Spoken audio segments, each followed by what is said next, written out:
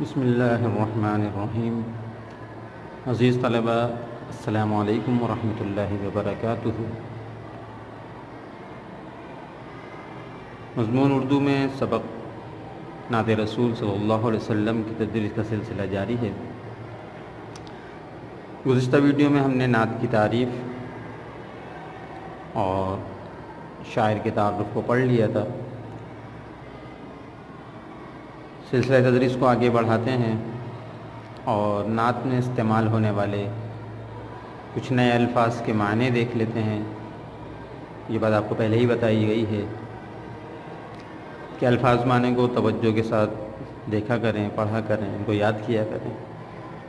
ایک تو جو عبارت ہے جس کو ہمیں پڑھنا ہے، اس کو عبارت کو سمجھنا، اشعار کے مفہوم کو سمجھنا آسان ہو جاتا ہے، ہماری معلومات میں اضافہ ہوتا ہے،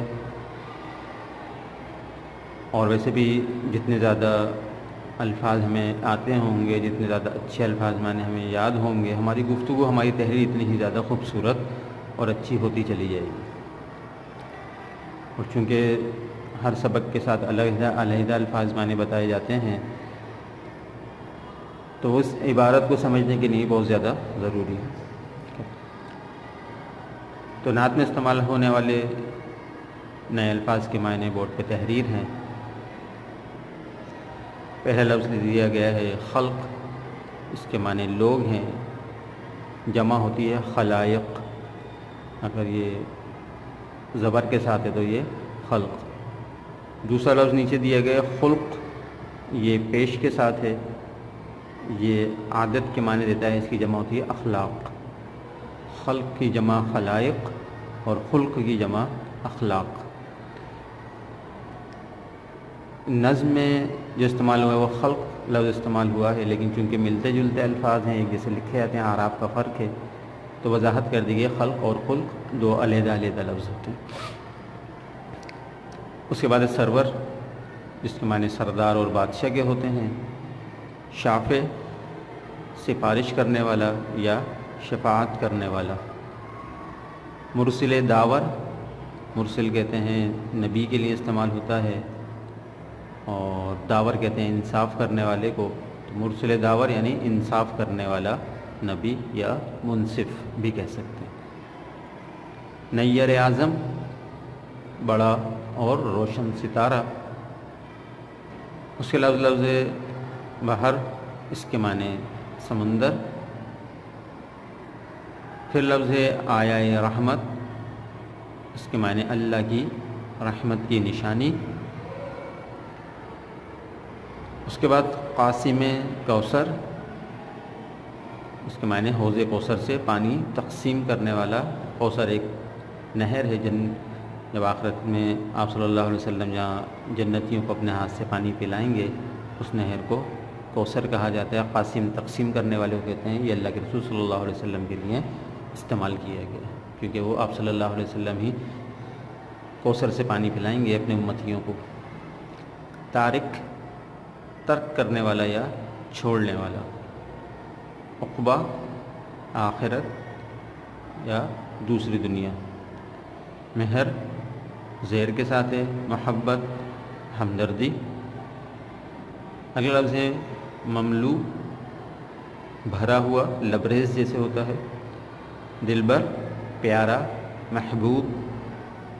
شپر، یہ عبرانی لفظ ہے، ایک زبان ہوتی ہے عبرانی، یہ اس عبرانی لفظ ہے جس کے معنی حسین اور نیک کے ہوتے ہیں۔ ان الفاظ معنی غور سے پڑھیے گا، ان کو توجہ کے ساتھ لکھیے گا اور یاد کیجیے گا۔ جب الفاظ معنی ہمیں یاد ہوں گے تو ہم اشعار کی تشریح اچھے الفاظ میں خود بھی کر سکتے ہیں۔ اگر ہمیں الفاظ کے معنی ہی نہیں معلوم ہو تو ہم اس شعر کی تشریح بھی نہیں کر سکتے جس کے ہمیں صحیح سے الفاظ معنی بھی معلوم نہ ہو۔ تو اشعار کی تشریح کے لیے الفاظ کے معنی کا جاننا انتہائی ضروری اور اہم ہے۔ یہ الفاظ معنی تھے، اس کے بعد ہم نعت کی بلند خوانی کرتے ہیں، آگے بڑھتے ہیں اپنے سلسلے کو۔ آپ کی کتاب کے صفحہ نمبر 123 پہ نعت موجود ہے، کتابیں کھول لیں، کتاب کا صفحہ نمبر 123۔ کتاب کے صفحہ نمبر 123 پہ نعت رسول صلی اللہ علیہ وسلم، نعت کی تعریف ہم پہلے پڑھ چکے ہیں۔ بسم اللہ الرحمن الرحیم درود شریف بھی پڑھ لیں صلی اللہ علیہ وسلم. نعت پڑھی جائے یا اللہ کے رسول صلی اللہ علیہ وسلم کا تذکرہ کیا جائے کہیں پہ بھی، تو ادب کا جو اعلیٰ ترین درجہ ہو اس کا استعمال کرنا چاہیے. توجہ ہو، یکسوئی ہو، آپ صلی اللہ علیہ وسلم سے محبت ہو دل میں، ایک یہ ہو کہ میں آپ صلی اللہ علیہ وسلم سے کی جو محبت ہے وہ مجھے حاصل ہو، میں آپ صلی اللہ علیہ وسلم کی جو محبت ہے میں اس کا اظہار کروں. ایک تمام ادب کو چیزوں کو سامنے رکھ کے انشاءاللہ اس کو پڑھیں گے، بے ادبی کا کوئی عنصر شامل نہ ہو. یہاں اللہ کے رسول صلی اللہ علیہ وسلم کا تذکرہ ہے، ہمیں درود شریف پڑھ لینا چاہیے. تو شروع کرتے ہیں. بسم اللہ الرحمن الرحیم. خلق کے سرور شافع محشر صلی اللہ علیہ وسلم. خلق کے سرور، خلق کے معنی لکھوائے تھے، سرور یعنی لوگوں کے بادشاہ، لوگوں کے سردار. شافع محشر یعنی قیامت کے دن سفارش کرنے والے. مرسل داور خاص پیمبر صلی اللہ علیہ وسلم. مرسل داور کے معنی بھی لکھوا دی تھے علیحدہ کہ انصاف کرنے والا نبی. نور مجسم نیر اعظم سرور عالم مونس آدم. مونس کہتے ہیں انسانیت، انسانوں کا دوست. آدم مونس آدم یعنی انسانیت کا یا انسانوں کا دوست. نوح کے ہمدم خضر کے رہبر صلی اللہ علیہ وسلم. بحر سخاوت، سخاوت کہتے ہیں جو بہت سخی ہو، سخاوت کرنے والا. بحر یعنی سخاوت کا سمندر، بحر سخاوت یعنی سخاوت کا سمندر. کان مروت آیائے رحمت شافع امت مالک جنت قاسم کوثر صلی اللہ علیہ وسلم. یہ اللہ کے رسول صلی اللہ علیہ وسلم کی خوبیاں بیان کی جا رہی ہیں. آپ صلی اللہ علیہ وسلم کے جو کہنا چاہیے القابات ہیں ان کو استعمال کیا جا رہا ہے. آپ کے مراتب بتائے جا رہے ہیں. آپ صلی اللہ علیہ وسلم بحر سخاوت ہیں. آیا رحمت یعنی اللہ کی رحمت کی نشانی ہیں. شافع امت یعنی امت کے سفارشی ہیں، قیامت کے دن سفارش کرنے والے ہیں، شفاعت کرنے والے ہیں.